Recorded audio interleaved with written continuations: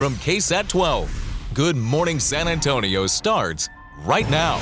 New this morning, a stubborn fire lights up a building on the north side. How long it took crews to put this fire out and what could have caused it. A construction site in Medina County halted after a worker died in a tragic accident. The latest on what happened and how neighbors are reacting. And a private school coach accused of secretly recording a coworker is now out on bond. What he told reporters and what's next in this case.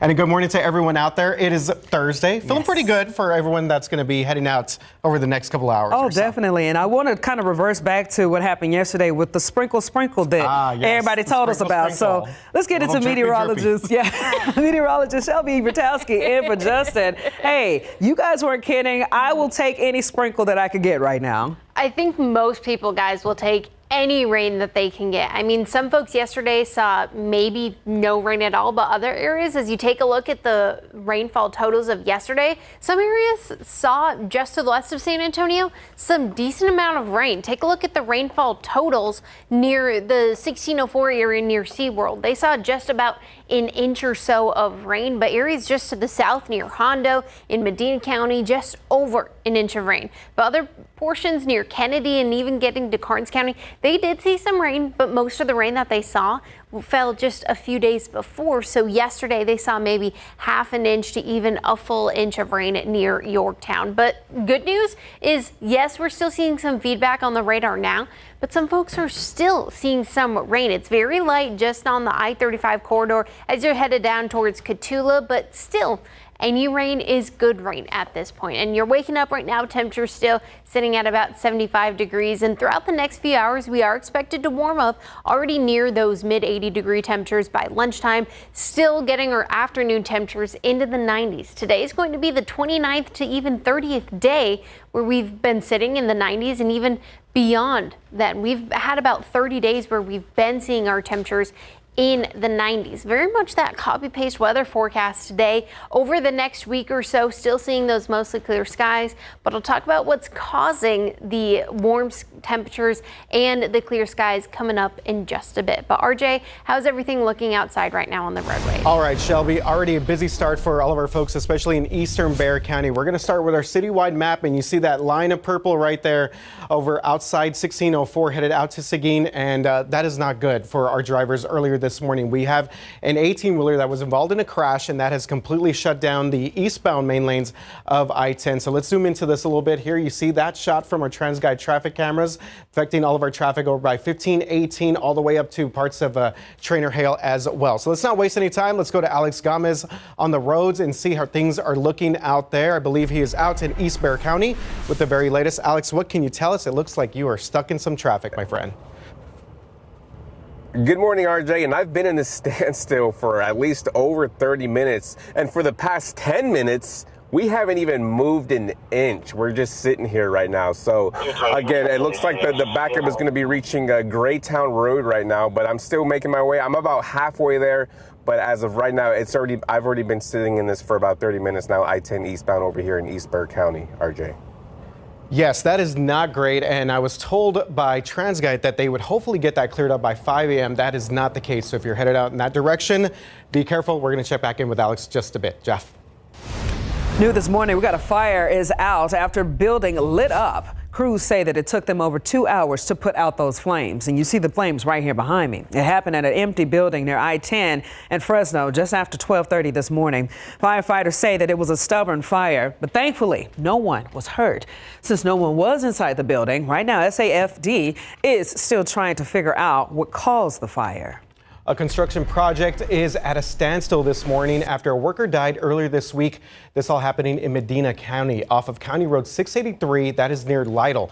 KSAT confirmed there was a death involving a worker and construction equipment, specifically a large truck that hit that person. The site is the future home of the Rowan Digital Infrastructure's Cinco project. It's a supersized data center that we reported on last week. One neighbor says that he's actually been on edge. Anytime you have big equipment, it's going to be dangerous. I just wish there were more precautions taken. And it's already a pretty busy road. And then now you add all the equipment and big trucks. Turner Construction, that's the company overseeing this project, says all the work at the site is suspended so investigators can figure out what happened. All right, we got the private school coach accused of recording his co-worker undressing in his office. He's out on bond. Now, when officers walked 34-year-old Armando Flores in front of our new cameras, the suspect told reporters that he was innocent and regrets what happened. Arrest documents say that a co-worker who shared an office with Flores at Holy Cross High School found an alarm clock with a hidden camera after a student told her about it. That clock had a SD card on the back, which records say that had several images of her undressing. Flores is charged with invasive visual recording. And again, that's a state jail felony. He faces up to 2 years in jail if convicted. The principal of Holy Cross released this statement saying that he's saddened by the situation and emphasizes with everyone affected by what he calls a, quote, deep betrayal of trust. Flores is expected back in court in January. Well, this morning we're taking you inside the Bexar County courtroom for two high-profile cases that we're going to be following for you this week. Two brothers accused in the shooting death of a 14-year-old Simon Cuevas will be in court this morning. But we begin with the 3 San Antonio police officers charged in the death of Melissa Perez. Our very own Patty Santos joins us right now this morning to tell us a little bit about the trial, which is set to start soon. Good morning, Patty. Hey there. Good morning, guys. So we know that jury selection will start today for former SAPD officers Nathaniel Villalobos, Eleazar Alejandro, and Alfred Flores. Now, if all goes as planned, this trial is set to start tomorrow, Friday. The 3 officers are criminally charged in the shooting death of Melissa Perez in July of 2023. The officers are accused of not following the department's policy and training by using deadly force. Perez is said to have been experiencing a mental health crisis. And just last week, a federal judge dismissed the civil case against the officers, and the defense wants that mentioned in trial. The defense also accused the city of SAPD of putting a gag order on its employees and preventing from talking to them, which was denied by Judge Ron Rangel. The high-profile case will challenge all involved and could change how police officers are trained going forward if the officers are found guilty. We will have a crew in the courtroom this morning, so stay with KSAT 12 for updates. Now, also expected in court today are the 2 teen brothers accused in the deadly shooting of 14-year-old Simon Cuevas. The brothers are 14 and 16 years old. Their charges in this case were actually recently downgraded from capital murder to assault causing bodily injury. The hearing in these cases are expected to take place at 9 a.m. in juvenile court. And by the way, 2 other 18-year-olds are also charged in this death, Andrew Cantu and Fernando Flores. And we'll keep you updated on what happens later here on KSAT Plus, KSAT 12, and KSAT.com. Thank you very much for that, Patty. Let's get you updated on some international headlines here. Israel and Hamas have agreed to the first phase of a ceasefire plan, marking a potential turning point in that war. Israeli Prime Minister Benjamin Netanyahu meeting with his government today to formally approve the agreement. The plan calls for an end to the fighting and the return of hostages held by Hamas. Israeli officials believe about 20 hostages are still alive, and President Donald Trump says that their release could start as early as Monday. Now, the United Nations announced that it will provide ongoing humanitarian relief to residents in Gaza. The Internal Revenue Service is feeling the impact of the government shutdown. That's right. Officials say that nearly half of the IRS's 74,000 employees are being furloughed under a new shutdown contingency plan. Now, earlier, the IRS said that all staff would keep working, funded by money from the 2022 Inflation Reduction Act. But that funding only covered the first 5 business days. The IRS now has adjusted its plan to handle what it calls additional challenges. And these new staffing levels could remain in place through April. That means tax services and operations could face significant disruptions for months to come. Okay, can't find some of your favorite foods? Well, immigration policies could be one of the reasons why. So the Labor Department says that limiting new immigrants and deporting current workers has created a labor shortage that's impacting food supplies. The shortage raises the risk of food supply disruptions, making it harder to keep shelves stocked. The Agriculture Secretary has said that Americans on Medicaid could step in to fill those jobs. But the Labor Department has disagreed, saying that many unemployed or underemployed Americans are not currently interested in those positions. Taking a look outside with the live cam, it's a warm day, or will be a warm day for San Antonio, but we should really be be sitting in the 80s with our average temperature lower than 87 degrees, but we're going to be warmer than that. I'll break down what you need to know for your day coming up. Got an effort at a local school district helping fathers be more involved in their children's lives. We got what program has to offer. And Haven for Hope has been part of the San Antonio community for 15 years now. After the break, we're going to introduce you to their brand new CEO. 15 years. That's how long Haven for Hope has served San Antonio's unhoused population. And as the facility marks the important anniversary, is also welcoming a new CEO. That's right. A lot of changes there. Our Pashada Pope introduces us to the brand new CEO who says that she couldn't pass up an opportunity to be part of Haven for Hope's bigger future. I think you have to have empathy for human frailty. Meet Rhonda Monhank. She's the new president and CEO of Haven for Hope. The Chicago native officially assumed the leadership position just days ago. She isn't new to Texas, leaving Austin for San Antonio, saying she wanted to be a part of Haven for Hope, realizing more of its potential. One of the major causes of homelessness is simply affordable housing. Austin doesn't have an opportunity to remediate affordable housing anymore. The city of San Antonio does. This is a moment where I thought it was very important because I want to do impactful work. Good morning. Not wasting any time, she's already taking efforts to ensure the nonprofit is equipped to meet the needs of its clients on a daily basis and in the next decade. We're celebrating our 15-year anniversary. The campus hasn't grown, but the city of San Antonio has. The capacity that we have to provide care and services to people on campus is in excess of what's available in the community. She brings nearly 20 years of healthcare management experience to care for San Antonio's unhoused. As we look towards the future of Haven, it is very important to bring that healthcare lens and that nexus of integration with the healthcare system closer to the services that we provide here. The more we can sort of cocoon that and integrate that, there is a lot of research to demonstrate that that integrated service leads to better outcome for people. Monhank says she's already witnessed just how big the heart of San Antonio is and looks forward to nurturing the spirit of hope at Haven. And I can tell you, in just these 4 days, I've seen that repeatedly with staff who work here, people who have taken that journey. And so you hold the empathy and you hold the hope. Pashada Pope, KSAT 12 News. All right, 5:15 now. A lot of us grew up with a father in the household, but with the man of the household duties, not many of them had the chance to be involved in our educational activities.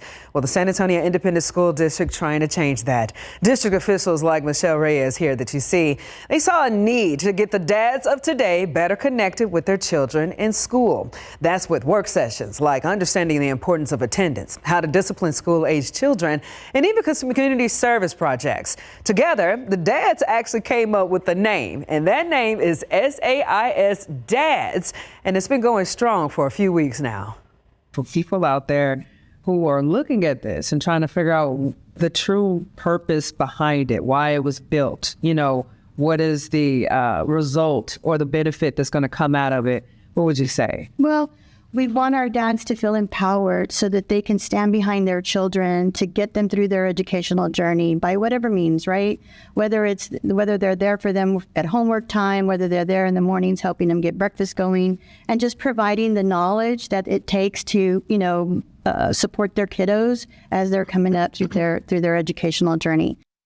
Now at 6, I'm going to introduce you to one of those SAISD dads who told me that this program has already improved his relationship with his 2 kids in school, and it could do the same for you. RJ, how are we looking outside?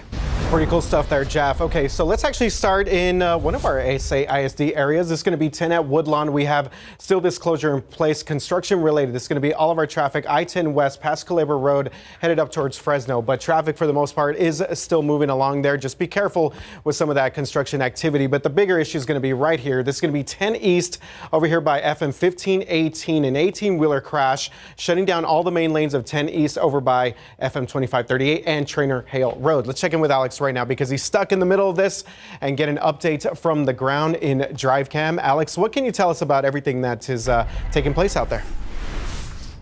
Yeah, good morning, RJ. And we really are stuck out here on I-10 eastbound. Just take a look for yourself. It's going to be the same view that we've been looking at all morning long. I've been stuck in this for close to 50 minutes now, RJ. That's 5-0. Your best bet right now is just to exit early. Take that 1604 exit, stay on the access road all the way up to FM 1518 right now, RJ.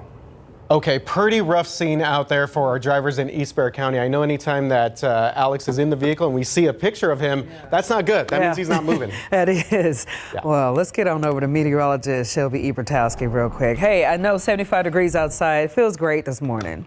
Oh, it feels absolutely beautiful. In San Antonio, we're still seeing those 70s, but you just have to go up to the hill country. They're waking up with temperatures in the 60s. Now, don't worry, that is expected for us later on this week. 62 degrees in Fredericksburg right now. Still seeing those 70s as you get towards Beeville and Corpus Christi, but it also has to deal with the dew point temperatures, because if we see a higher dew point temperature, then it's going to be feeling a little muggier and feeling that humidity. But right now, we're still seeing them in the 50s to even 70-degree range, which is still fairly normal. But throughout the next few hours in San Antonio and even this afternoon, we are expected to see the temperature still in the 90s. 92 degrees is expected to be around our peak temperature. And even tonight, if you have any evening plans, we are expecting a slight northeasterly wind, but otherwise still going to be more of that copy-paste day. In fact, our average temperature should be 85 degrees. I have that written up here at the top of the graphic. 85 degrees is our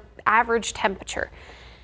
We're not getting to those 85s. We're still going to be sitting in those low 90s, 92 degrees for San Antonio today, and tomorrow finally starting to see a chance or at least a glimpse of some sort of 80 degrees next week. But even then, that is still a week away. Things can change. And the reason we're seeing those warm temperatures for us in San Antonio is because of this heat high, that area of high pressure that we normally see in areas of South Texas in the summer months, giving us those temperatures in the 90s and even the triple digits. That's continued to just sit and linger in areas of South Texas. And any rain chances that we've seen in the last few days have been those normal sea breeze showers. However, we are still tracking Tropical Storm Priscilla. It is still off the coast of Baja California, and that could bring a chance of some rain to areas of West Texas, the desert southeast, but not necessarily to San Antonio. So we'll continue to keep you posted for that. But like I mentioned, because that heat high is going to stick around in San Antonio, we're expected to stay well above average for our peak temperatures. Now, there is a chance or a glimpse of some sort of cooler weather, as you see off the coast of California near the below average temperatures, but we'll continue to keep you posted. Finally starting to see some temperatures cool down and dip down into the 60s as we get closer to the weekend with that lower humidity. I know a lot of people are excited. I mean, it's good news from my hair. Yes. And all of the women here out there. And men, man. We got to make sure we don't have to use that spritz bottle. Don't worry about it every now and then. Yeah. All right. Thank you so much, Shelby. Looking at 520 right now, 75 degrees outside. All right. Coming up, Amazon Pharmacy is changing how you get your meds with vending machines. How this could speed up your next prescription. Hi there, Morgan Norwood, in today's Tech Bites, prescription drugs and vending machines. That's right, Amazon is adding so-called pharmacy kiosk to its One Medical clinics. The goal is to allow patients to pick up their meds moments after they're prescribed. The kiosk will appear in Los Angeles in December before hitting other cities. Well, New York City is suing a string of social media giants, claiming that their platforms are deliberately designed to be addictive to children. The lawsuit blames Facebook, TikTok, Snapchat, among others, for fueling a mental health crisis. Google was the first to respond, denying the allegations. And finally, Apple is testing a new Keep Audio with Headphones setting. It stops the music in your AirPods from playing through your car's speakers when you connect to CarPlay. It should work with any pair of wireless headphones connected to your iPhone, not just AirPods. Well, those are your Tech Bites. I'm Morgan Norwood. Have a great day. Okay, well, it's an important week for Uvalde. Tomorrow, a new chapter begins for students there with the grand opening of Legacy Elementary School. The Uvalde School District Moving Foundation will celebrate the completion of this brand new school after nearly 20 months of construction. The two-story campus features 36 classrooms with space for up to 800 students. Legacy Elementary is ready to welcome 3rd, 4th, and 5th graders next fall. Inside, there's a memorial honoring the lives lost at Robb Elementary in 2022. It's an art piece that is a large oak tree symbolizing the teachers and children victims. Our Ernie Zuniga will be there tomorrow live to bring us coverage of that opening. And you already know, in just 2 days, thousands of people will gather at the Rocket La Cantera for Light the Night. It's an opportunity to take part in the beautiful event, and this honors people who have been impacted by blood cancer. Hundreds of lanterns will illuminate the sky to celebrate, honor, and remember the people impacted by blood cancer. And our very own Daniela Ibarra will be emceeing the event. If you're interested, we got all that information on our website. That QR code will take you there. Or go to ksatcommunity.com. Yeah, first time at the Rocket La Cantera, so I know a lot of people are looking forward to that. 525 right now, 75 degrees outside. Still ahead, we're going to give you a look at the closing arguments for a trial about a deadly shooting outside a nightclub. We're going to tell you how long one man will be facing time behind bars. And ahead on GMSA at 6, one local woman feeling let down by the Bexar County justice system. What she's saying that she needs after her husband was badly injured in a hit and run. Coming up on 5:30 right now on this Thursday as we get closer to our weekend, but we're enjoying the time. Not so much on the roadways, though, I will say that. No, we do have, a major incident right now in East Bexar County, and Alex Gomez is on the scene, so we'll check in with him just a little bit. But yeah, if you are stuck in that situation, I think Alex said he was in there for 50 minutes. Hopefully he does have like don't necessarily need the AC on, but if you like the little breeze, hopefully they're feeling good at 75 degrees outside. I think the AC would maybe be good to handle the humidity. It's still a little muggy this morning. And even then, for kiddos going to school today, it's definitely going to be something to watch because you might be leaving the house this morning noticing that humidity, but this afternoon it's definitely going to be gone. It's going to be a cool start to the day this morning, still seeing those temperatures in the 70s, but this afternoon is going to be another warm day, almost copy paste day, similar to what we've been seeing, but the humidity is definitely going to be lower. We're going to start to feel almost a little drier, but not necessarily feeling that muggy South Texas heat that we're normally used to. Temperatures today, though, for most of us this afternoon, getting to about 92 degrees in San Antonio, near 80 degrees as you go near the coastal plains and near the hill country. And that's because they don't have as much of the buildings and the cement and everything to reflect that heat off of. So they're normally going to be at least a few degrees cooler than what we're normally expecting for us here in San Antonio. But like I mentioned, the dew point temperature and that humidity. Yes, we're still tracking some humidity next week, but I want to focus on today and as we get to the weekend. It's still going to be very pleasant. That high pressure system that I mentioned earlier, that's going to continue to allow for somewhat warm conditions and some drier conditions as we go from today, tomorrow, and even as we get to the weekend. Still seeing those pleasant conditions, not as much of the humidity, but we're getting more moisture returning to South Texas next week. Now, some of it is going to be Pacific moisture bringing some rain chances, but not necessarily to San Antonio. I'll break down what that all entails for San Antonio, plus if you're taking a trip out west to West Texas, coming up in just a bit. But RJ, I know there's some traffic this morning.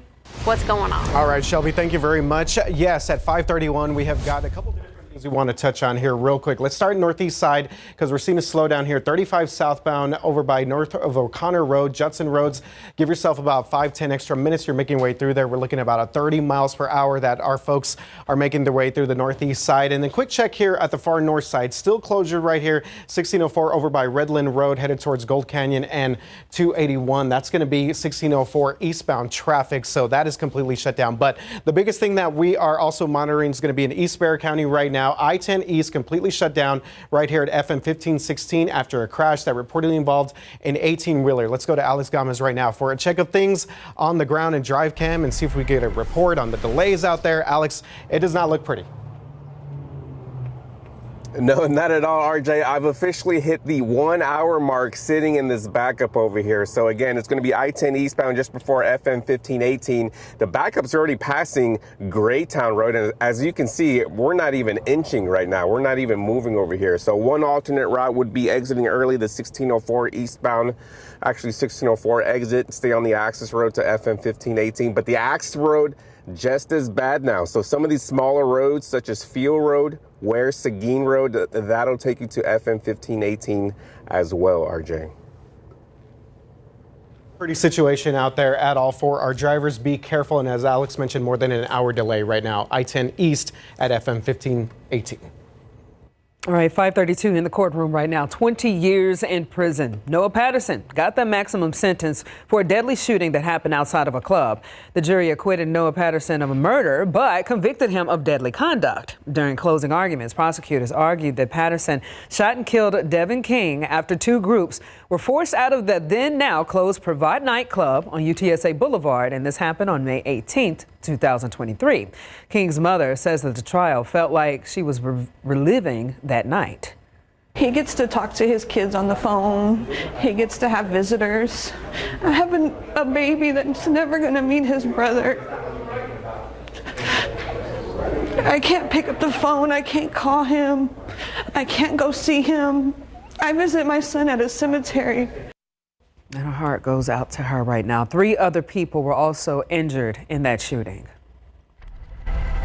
5:33 right now. Texas cities could be at risk of losing state and federal funding if they don't get rid of artwork or murals on streets and crosswalks. Yeah, I know a lot of San Antonio people are familiar with this. Governor Greg Abbott sent that directive to TxDOT, the Texas Department of Transportation, more than about 24 hours or so ago. The governor said the initiative is to keep Texans moving safely and free from any distractions. The governor's press office declined an interview with KSAT and instead resent a link to the governor's press release. His press release reads in part, quote, "The Texas expects their taxpayer dollars to be used wisely, not advance political agendas on Texas roadways."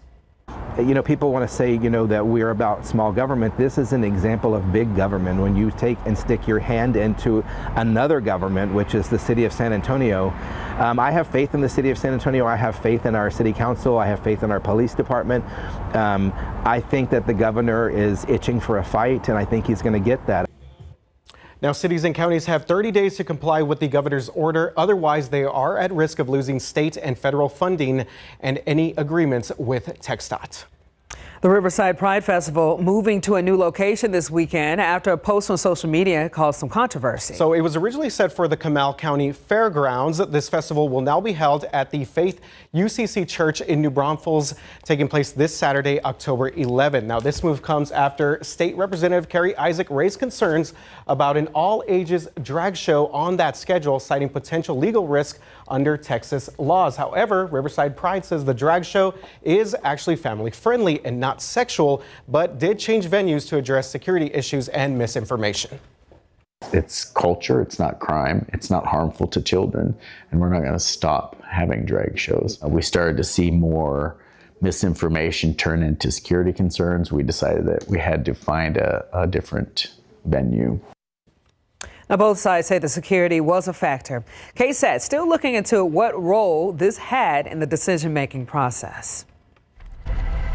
Happening tonight, Mayor Gina Ortiz-Jones hosting a community town hall in District 10, where she'll talk about the upcoming fiscal year 2026 and 27 budget, economic development plans, and address concerns from neighbors like you.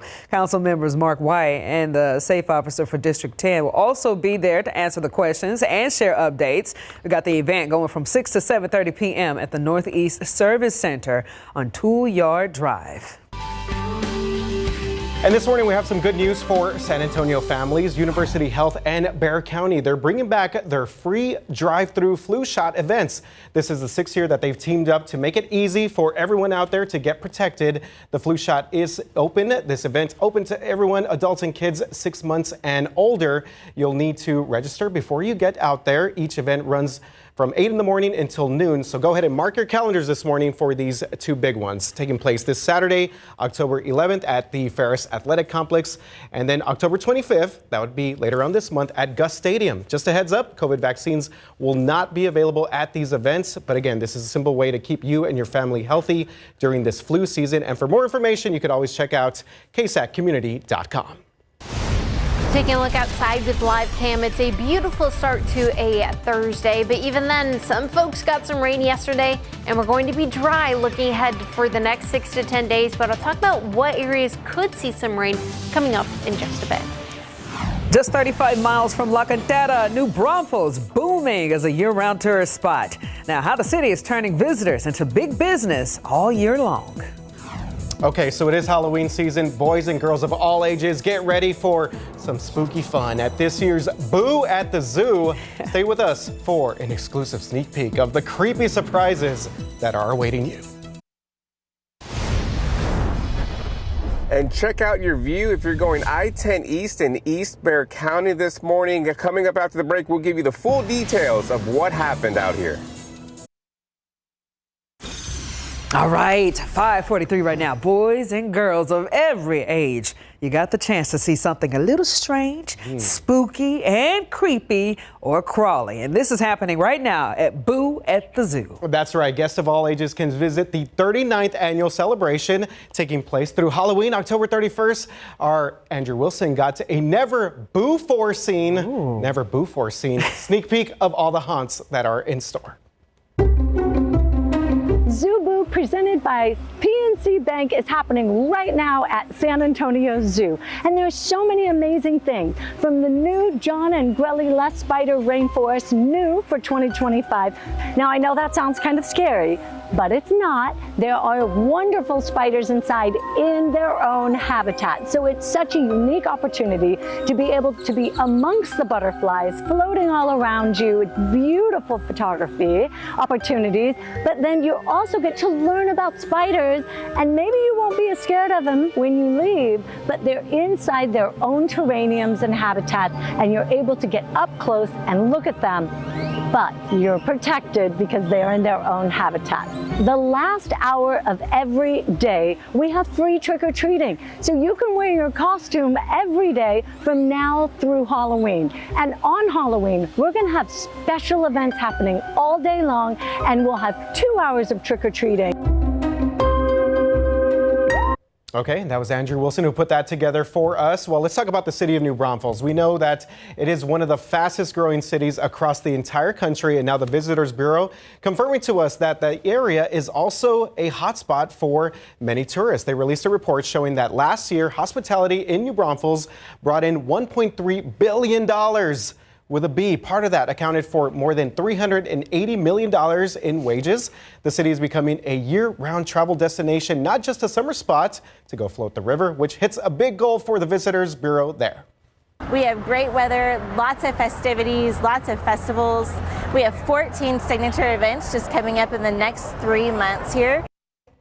Okay, so looking at the bigger picture, leaders in New Braunfels hope that travelers spend more time there exploring and checking out more of the areas along South Texas. Frontier Airlines expanding its nonstop flights from San Antonio International Airport, and that's starting tomorrow. We got the ultra low-cost carrier will launch a new nonstop service to Phoenix Sky Harbor International Airport, and this new route will join existing flights to Phoenix offered by American and Southwest Airlines. The Phoenix service will run 3 times a week on Mondays, Fridays, and Sundays. To celebrate, Frontier is offering special fare tickets starting at just $49. Okay, not too bad, but planning a trip to Disney soon? Well, it's going to cost you to visit Mickey Mouse and his friends a little bit more this year. New ticket prices for U.S. Disney theme parks are now in effect, with cost varying by park and season. The most expensive single-day, single-park ticket comes during the Christmas time and New Year's holiday weekends. At Disney World's Magic Kingdom, prices rose 5% to, get this, $209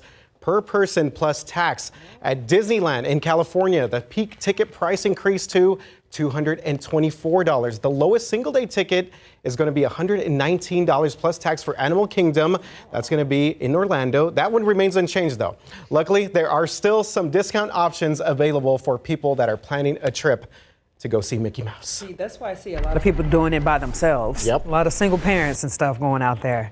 Okay, here we go. Happening today, we got an inclusive job fair aimed at connecting job seekers with and without disabilities to local employers. But this is happening from 9 a.m. to 1 p.m. at the Data Point Career Center, where the fair will provide accessibility accommodations like sign language interpreters and assistive technology, along with career coaching and workforce resources. More than 30 employers will be on site for interviews. So you need to make sure you can bring your resumes, dress professionally. You know, back on Disney though, obviously, again, that is an arm and a leg to get your whole family to go there. But again, I see so many adults going there now single-handedly, and still, that is still very expensive. You went by yourself before, yeah, we have. I mean, my wife and I have gone a few times, but I would say that if you're going to go out there, just take advantage of some of the meal packages that they have out there, because they usually give you a better discount, but it's going to cost you an arm and a leg. Expensive. Okay. We already know this economy. We gotta figure out how to save. Okay, so we're not saving time at all on the roadways, though. No, definitely not the case there. So let's take you out to your traffic authority. Good morning to all of our folks. If you're just joining us, we have got a big wreck out in East Bexar County. We're looking at 46 minutes just to head out to parts of Seguin, but it's not even that. Just getting to 1604 and FM 1518, that's going to be our major issue. Everything else across the city is looking pretty good, despite the fact we do have some ongoing construction on the far north side. We're going to circle back to that one coming up later on in GMSA. But again, the biggest thing we're following right now, I-10 East right here, 1604 FM 1518 had a crash that involved an 18-wheeler, and we're looking at some major delays here because this one area is not easy to navigate around anytime that we have a significant crash. Check with TransGuide. They're still working on this. They had hoped that things would clear out by the time we got to our 5 o'clock hour. Obviously not the case. Let's check in with Alex right now. He's on the ground and he is not moving very much. Alex, what can you tell us about the situation out there? Yeah, hardly moving at all, RJ. And it was a big crash, too. Early reports were saying it was two 18-wheelers and a number of vehicles caught fire. So that's what's causing this big slowdown over here. Not moving. I've already been in this for about an hour and 20 minutes. That's almost a full-length feature Disney film I could have watched already here in the car. But your best alternate routes right now, taking some of the smaller roads, such as Field Road or Ware Seguin Road, because the access road, if you exit early too, that's just as bad. We're not even moving. We haven't even moved since the last time we talked, RJ. Wow. Okay, that is pretty incredible stuff, and I feel for some of those, but at least Alex has a bit of a sense of humor out there. What he can. All right, Shelby, how are we looking out there? I'm wondering what Disney movie he would be thinking of watching, but otherwise temperatures as you're waking up this morning sitting in those 70, 75 degrees reported at the San Antonio airport, getting a little cooler in the hill country sitting in those 60s. But the last few days we've seen some rain. Now the only difference between today and yesterday is we're not expecting really any rain this afternoon. Temperatures today still expected to get to about 92 degrees, still seeing those mostly clear skies. But like I mentioned, some folks yesterday saw some rain, but otherwise take a look at authority radar. Some folks just to the south in Atascosa County near Poteet and Pleasanton and even near Pearsall are still seeing some light rain. I'll put this into loop over the last 15 minutes and it is still fairly light, still producing some nice rainfall accumulation, and it's really staying really stagnant along Highway 57 there going towards areas near Crystal City, but that's really the only rain we're seeing over really on authority radar. But this is a look at the rainfall totals of the last 24 hours. Just to the west in areas of San Antonio, in fact near SeaWorld, Taft High School, they did see some nice rainfall accumulation, and if I take the little query where you see those dark green colors, that's where you get about over an inch of rain for some folks. Near Taft High School, they were right on the border between half an inch to a full inch or even a quarter of an inch. But some folks just to the west and even to the south saw some nice rainfall accumulation between Pearsall all the way up to Leakey, and it really just shows you how isolated and really splash and dash it was, because areas just to the west of the rain, not as much for San Antonio. But it is Thursday, so the latest drought monitor does come out later this morning. This is not a hit. This is last week's drought monitor, but it still shows we're still in that exceptional drought in Medina County, that extreme drought for San Antonio. And this is a comparison of where we were just a few months ago. Back in mid-May, we were seeing that exceptional drought, that kidney bean shape, all the way to the border, and that we did see a significant amount of rain fall between mid-May and now. But even then, when you compare it to what we were just last week, there's definitely some improvements, but there's definitely a ways to go for us in San Antonio. And sadly, we're not expecting any rain over the next 7 days. We're staying relatively cooler with our temperatures sitting in the 60s in the morning, 65 degrees as we go into Sunday morning, even 69 as we go into Monday morning next week. Otherwise, sunny skies for most of us as we go throughout the week and even into the weekend. Clouds finally return to next week, and that's when we really see the copy-paste forecast continue for us in San Antonio. At least we got 90s on the back end of that. It shows that everything is going down. And a nice weekend. Yes. Too. Yes. Yes. Okay, 5:53 right now, 75 degrees outside. Okay, we're talking Mega Millions jackpot coming up next. Soared to $575 million. One of the biggest in history. How you can win big this Friday night. 5:56 right now. The Mega Millions jackpot has climbed to an estimated $575 million. And no one hit all 6 numbers in Tuesday night's drawing, which is good news for us. Yeah, we still got a chance. We got a The chance. jackpot here has been rolling over since the last winner. That happened on June 27th. If someone wins this Friday night, they can choose a cash prize of more than $264 million. This is now the 11th largest jackpot in Mega Millions history. Sounds beautiful. Right? Yeah, we did have that winner in Fredericksburg. That was Powerball, though. So we'll see how that goes. All right. Okay, moving on here. There you Switching go. gears, a local woman looking for accountability after her husband was left badly injured from a hit and run. What she's saying this morning about the Bexar County justice system. And a fire on the north side left firefighters working to put out the flames for 2 hours. What we know so far this morning.